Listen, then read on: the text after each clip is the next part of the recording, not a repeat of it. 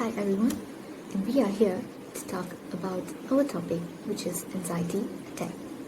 And my group members will be Deepak Rajan, anak lelaki Krishnan, Ahmad Azri bin Nur Azman, and myself, Veda Nabina, anak perempuan Parameswaran Naidu. Let's talk about anxiety attack. What is anxiety attack? An anxiety attack is a sudden and intense episode of fear and anxiety. These anxiety attacks can sometimes occur unexpectedly for no apparent reason, but they can also be linked to specific triggers. What does anxiety attack actually feel like? It feels like feeling of losing control or going crazy, heart palpitation or chest pain, and feeling like you're going to pass out, and also trouble of breathing or choking sensation. What happens during an anxiety attack? A panic attack is a sudden episode of intense fear that triggers a severe physical reactions when there is no real danger or apparent cause.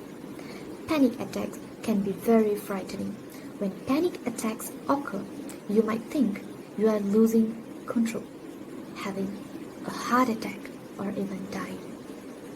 So, let's see. What's the difference between panic attacks and anxiety attacks? Panic attacks and anxiety attacks can feel very similar, but they are not the same thing. For starters, they often have different triggers. Panic attacks usually come out of the blue, with triggers that are not easily identified. Anxiety attacks typically have specific stressors related to events or immediately threatening situation. The emphasis during a panic attack is usually on the physical symptoms like derealizations, heart palpitations, visceral fear of dying or losing control, throat tightens, sweating, and more. Anxiety attacks are typically focused on the specific stresses themselves. Well, are you guys thinking about the causes? Let's talk about the causes of anxiety attack. First of all, I would like to talk about work pressure. Work pressure is the pressure which you experience at work. With pressure, we mean that you must finish a certain amount of task within a certain time frame.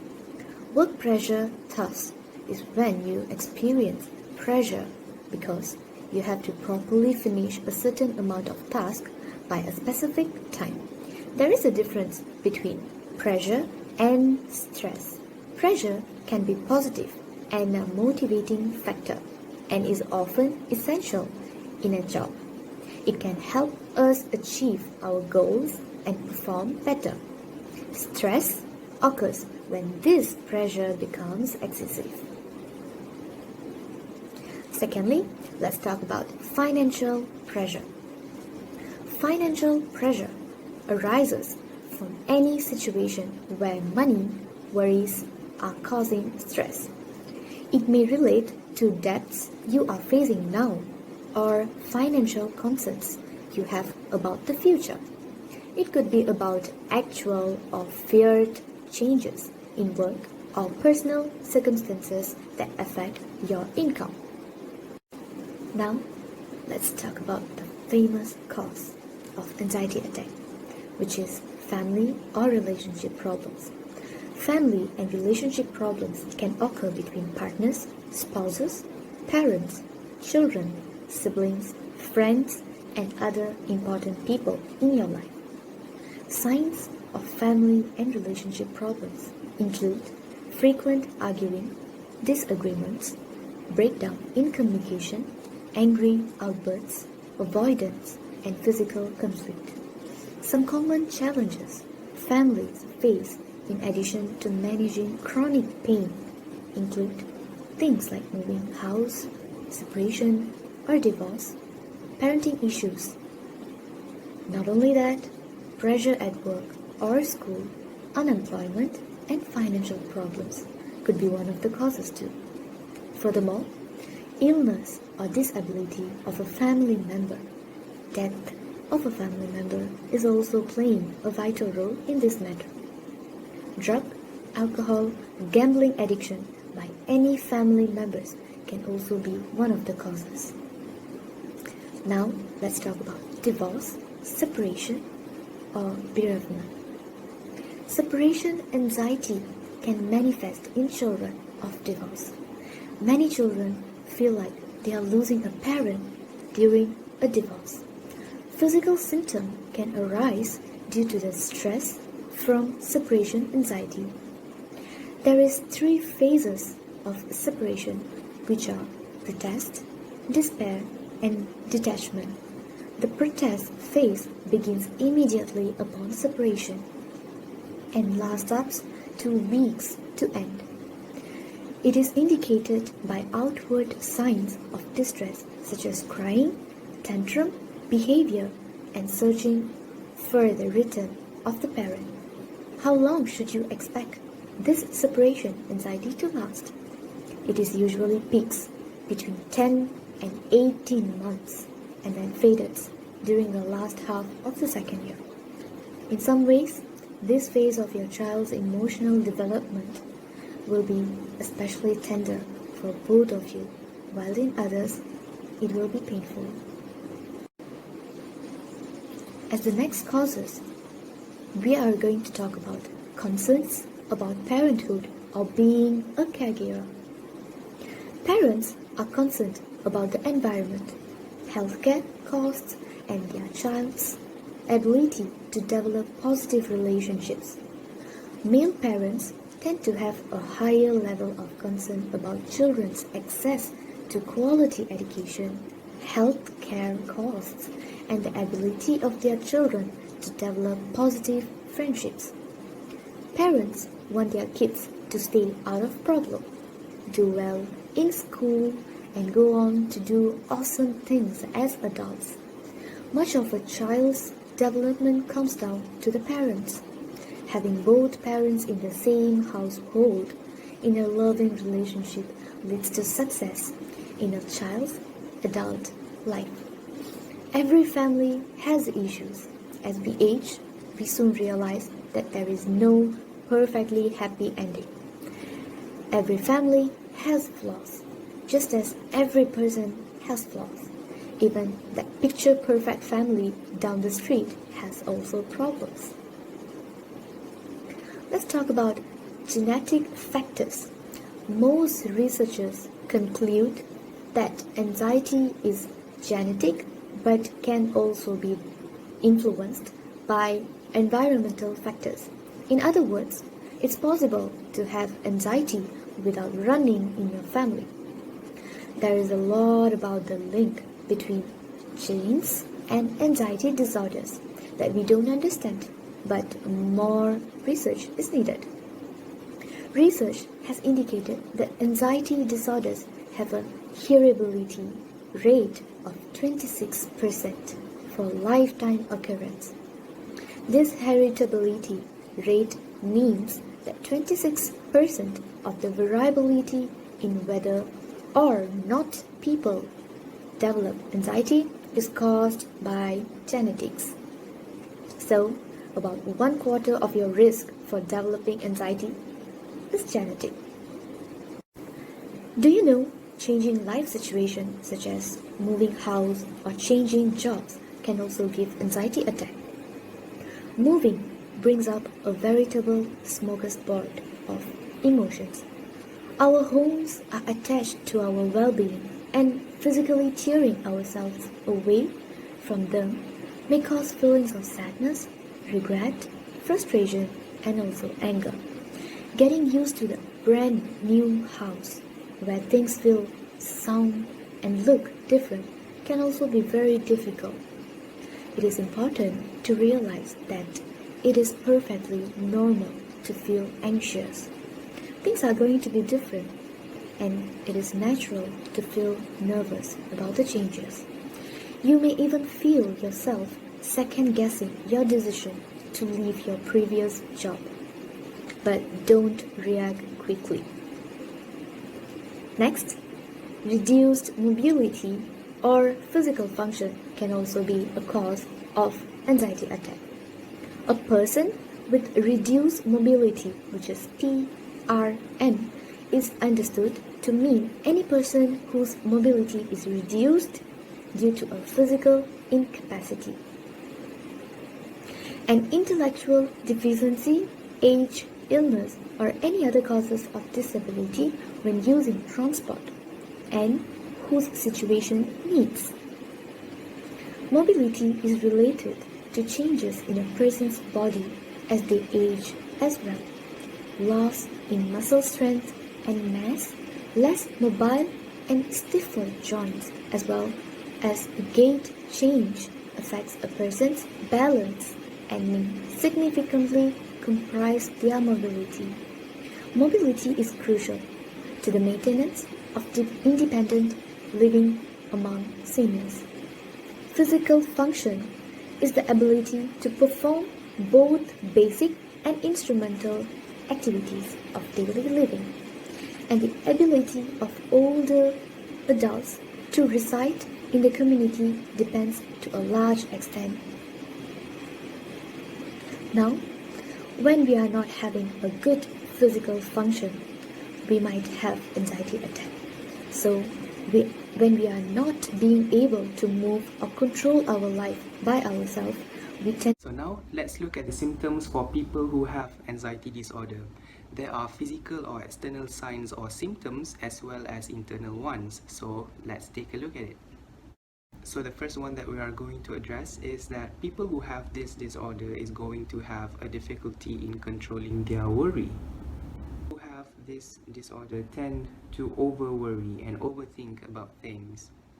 It is found that overthinking is directly linked to depression and anxiety, as overthinking and over-worrying could lead to a significantly worse mental health. The link between psychological problems and overthinking or over-worrying is kind of like a chicken or egg type question.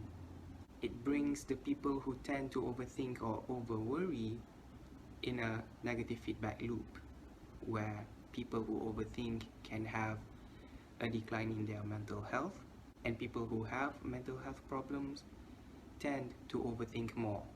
The more that people who have this disorder think, the worse that they may feel. The feeling of anxiousness and anxiety may cloud their judgment and prevent them from taking the positive action for them to better themselves. There are two forms of overthinking. The first one is that overthinkers might overthink about the things that have happened in the past, and some other overthinkers might overthink about the future. Overthinking is not the same as self-reflection. Self-reflection indicates that you have something that you can develop, something that you can better in yourself. But overthinking is just dwelling on the things that you cannot change. It is different. Anxiety can have a negative effect on our body's ability to fall asleep because our body is in constant fight or flight mode. This causes our body to get back into the negative feedback loop because as we cannot sleep, we tend to overthink and over-worry about things, and as we overthink more, it is harder for us to fall asleep. Insomnia would impair our brain's ability to process negative thoughts. This means that we cannot perceive our negative emotions as something that would subside. We would feel that the negative emotion or thought is going to be a constant reality inside our mind. As anxiety causes us to have insomnia, our muscles tend to be tensed constantly. This is also due to the fact that we are in constant fight or flight mode. Plus, the stress of trying to sleep is also going to have a negative effect on our anxiety. And our insomnia would affect our REM sleep or rapid eye movement sleep, where we have the most vivid dreams. When our REM sleep is affected, we would have a much more vivid nightmare compared to before. People who have anxiety disorder tend to have panic attacks. Panic attacks would cause hyperventilation in some people who have anxiety disorder. Let's look at the effects that hyperventilation could cause to our body. Yes, These are all the effects that hyperventilation would cause internally in our body. This includes tingling sensation, numbness, lightheadedness, rapid breathing, chest pain, faintness, dizziness, confusion, and dry mouth.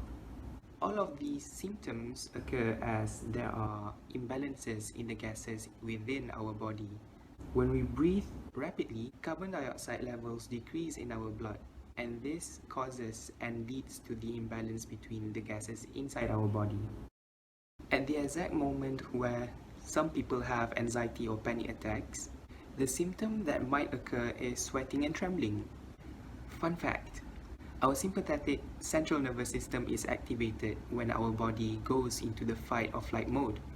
This causes our nervous system to release hormones, especially stress hormones, that causes our sweat glands to be activated. Thus, that is why people who have anxiety attacks or panic attacks and anxiety disorder in general would sweat in certain situations. Sweating and trembling could also occur with other symptoms such as feeling hot around the face, blushing, trembling, lightheadedness, and stuttering when trying to speak. And for our final symptom for anxiety disorder, people who have this disorder would experience tiredness or weakness. Anxiety would drive our sympathetic nervous system into overdrive. This means that our heart rate is going to be raised, toxin is going to be released inside our system, and an increased muscle tension and blood pressure. All of this would contribute to the overall feeling of tiredness and weakness and fatigue. So the first condition in regards to the overall fatigue or overall weakness and tiredness is a phenomenon called the post-anxiety crash. The official name for post-anxiety crash is called adrenal fatigue. This is because when our body goes into the fight or flight mode, our body is flooded with adrenaline, which is supposed to aid in the utilization of energy in case of a threat. But because the threat is never there, when the adrenaline runs out, it leaves people who have this anxiety disorder to feel drained. Next, let's look at the condition called the post-muscle tension. So the post-muscle tension is also caused when our body goes into the fight or flight mode. Our muscle is tensed and stressed. Our brain is also stressed and it is in an overactive mode where it is filled with distressing thoughts, which would then increase our emotional load. Our brain also acts like a muscle, so when there are too much stress, there's too many things going on in our mind, it becomes tired and fatigued. And it is also manifested in terms of physical symptoms, such as long-lasting tiredness and weakness. That's why sometimes people who have anxiety disorder would love to stay in bed because their body is constantly tired. After looking at the symptoms of anxiety disorder in detail, it is best for us to look at the effects and complications of anxiety disorder. Anxiety disorder might also lead to other mental health problems or disorders. Anxiety could lead to depression, and it is found that anxiety and depression almost always come together. This combo of depression and anxiety, if left untreated, would cause some people to have suicidal thoughts, to take their life away.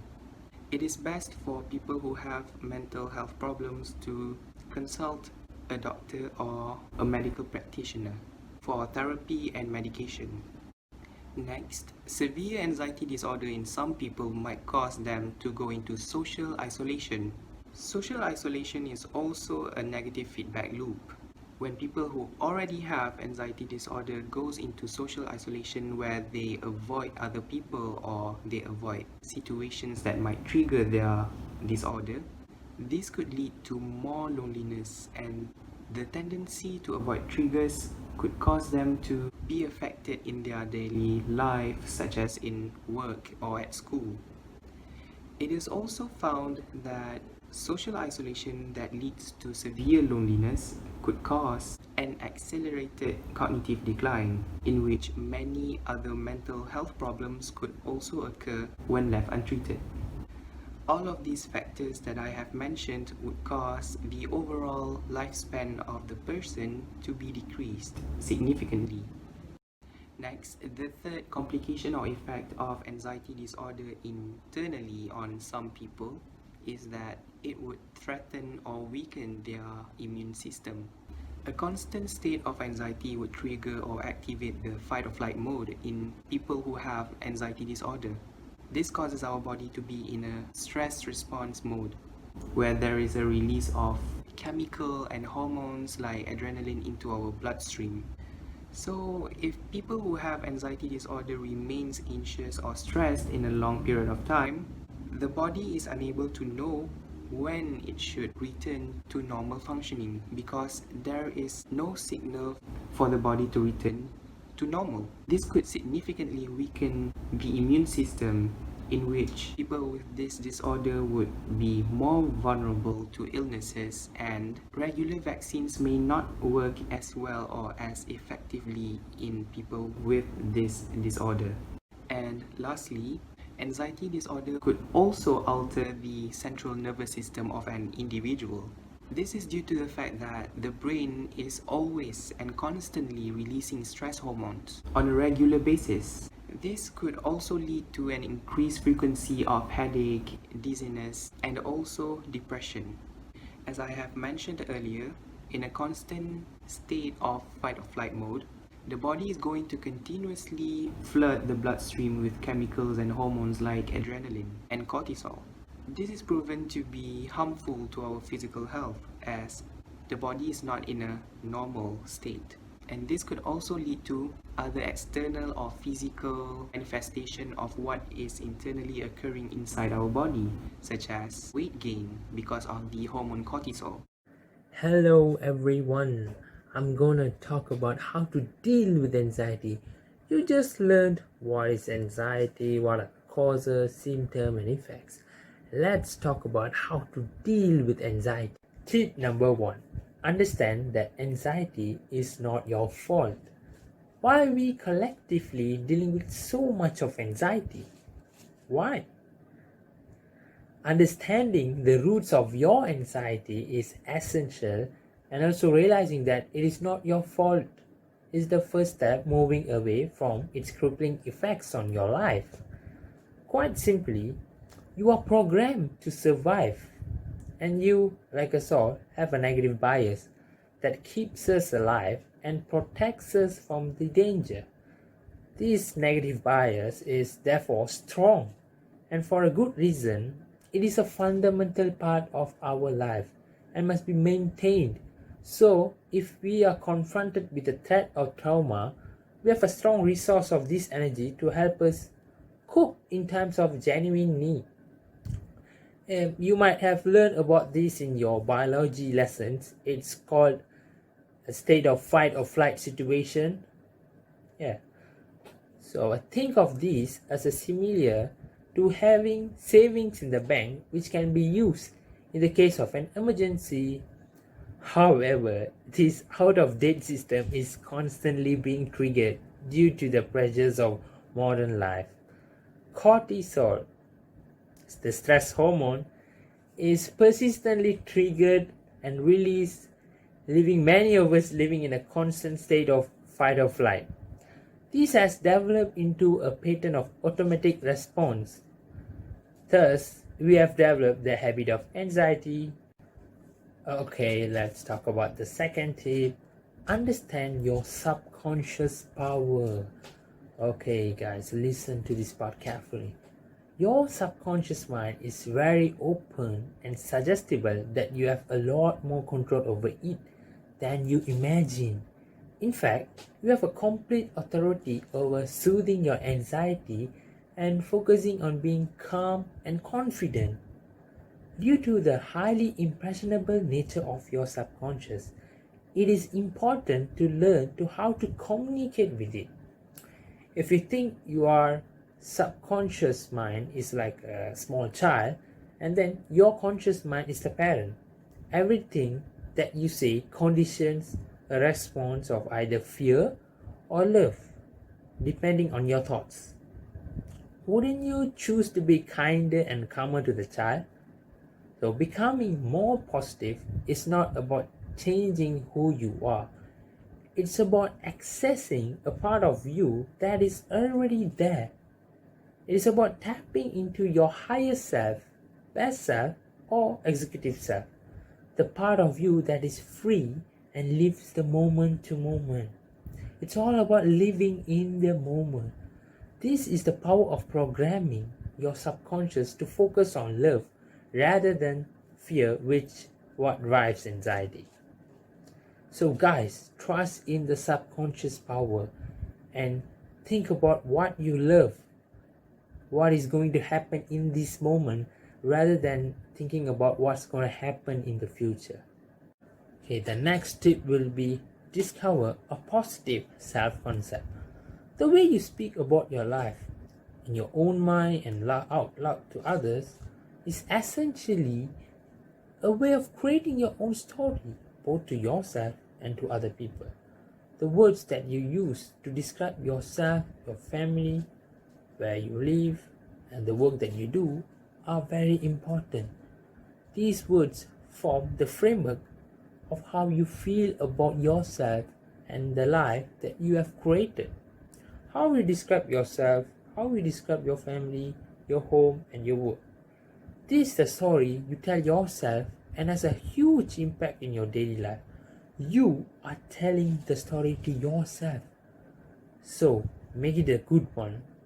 For example, you're passing by somewhere and then you meet your friend.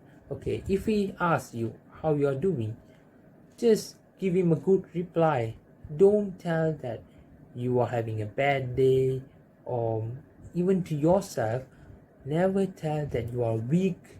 Never tell that you can't make it. Always tell your body or tell your mind that you are having a great day. These problems are very temporary. You can make this. Always give a good thought to your mind. So, how to apply a positive self-concept in everyday life? First thing in the morning and the last thing at the night, visualize yourself going through each day the way you wish to think, feel, behave. As humans, we are quite unique in our ability to imagine. When you close your eyes and imagine something, your body will respond to the images in your mind as if the event were really happening. Each day, acknowledge what was good about the day and make a point of telling to your family, friends, or cousins, or anyone you are close with about the good or funny things that happen. The mind forms memories through experience, so it is useful to acknowledge positive events and to build on this. Write your anxieties away. Try have a habit of writing journals. When you engage in expressive writing, you write about your deepest thoughts, feelings without the concern of spelling, grammar, or sentence construction. It is free-flowing and unfocused self-expression. Although not everybody benefits from expressive writing, recent studies have shown that expressive writing help the anxious individuals to perform better on tests. So what do you write? Okay, embrace your anxious thoughts. One of the instincts many of us have when we face anxious thoughts is to try and deny them, push them away, think of something else. Unfortunately, this only suppresses our stress and usually makes it surface later worse in ways. So what can you do? There's much better option. According to research, writing down your worries can make them go away, almost as if you are transferring them out of your head into the paper. Right after you wake up, grab your journal and vent all those negative thoughts into the page. You will immediately feel lighter, happier, and more relaxed. And another thing about journaling is you give your brain a rest. Nights can be tough. You probably know how it feels to lie in the bed for hours and unable to sleep because you are worried about your problems, your commitments, and about the future. One technique that can be extremely useful to remove that pressure is to write down your tasks for the next day before you go to bed. This way you will help your brain relax, letting it know that it's all taken care of, and you won't forget that what you have to do the next morning. If this is not enough, you can even go further, like just before bed, sit down with your journal, describe what the next day will look like, include your tasks and how you want to feel, who you will meet. This will make your day even better and it helps you to feel less anxious. The next tip will be learn to love and parent yourself. Becoming an adult is essentially about shifting power, responsibility from your parents to yourself. It's about letting go of any real or perceived hurt and pain from the past, maybe from our teenagehood, and realizing that to feel safe, secure, and loved, you must cultivate these feelings from within.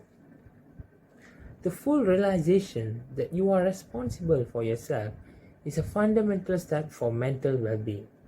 You have everything you need within yourself. You are complete and whole.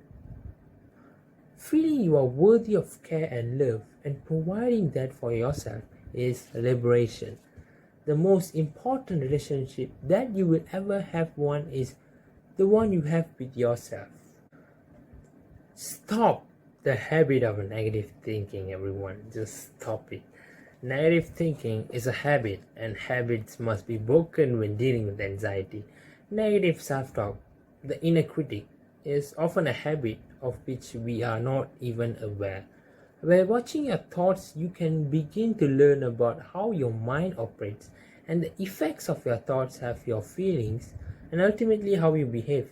When you tell yourself that you have no energy or you are fed up, stressed, or you are weak and you are frustrated, then that is what you will feel. Okay, here's the top left tip. Have a photograph of yourself as a child somewhere you can see it every day. It can be in your room, it can be in your table, or maybe in your laptop. So each time you see it, you remember that your inner child is still within you. Always choose to speak to yourself with compassion and understanding, as you would speak to a child that needed your help. Okay, let's go to the final tip. Start caring for yourself. The habit of practical self-care is essential to implement when dealing with anxiety. Your body responds well to having its needs met and soon recognizes the rewards of a healthy self-care habit. After a period, the body craves what the body gets. For example, if your body is regularly exercised, it will begin to automatically expect this and feels deprived if it doesn't get it. If you ever had a pet and let alone a child, then you will know how much care and attention is needed to look after them. We wouldn't expect our children to wake after a restless 4 or 5 hours of sleep, forget to feed them breakfast, and send them off to the school in the morning in the hope that they have time to grab a quick snack at lunch? Never, right? Yet, many of us treat ourselves in this manner and wonder why we worn out, exhausted, and struggle to think clearly. It is important to emphasize the necessity of choosing and establishing a self-care program that works for you. The words to note here are self and care. When you care for yourself, you love yourself and have a healthy respect of serving your own needs. With this comes a deep sense of love and compassion. Here's a top care tip. Your body always knows what it needs, and when you slow down the mind, we can hear a message it is giving you.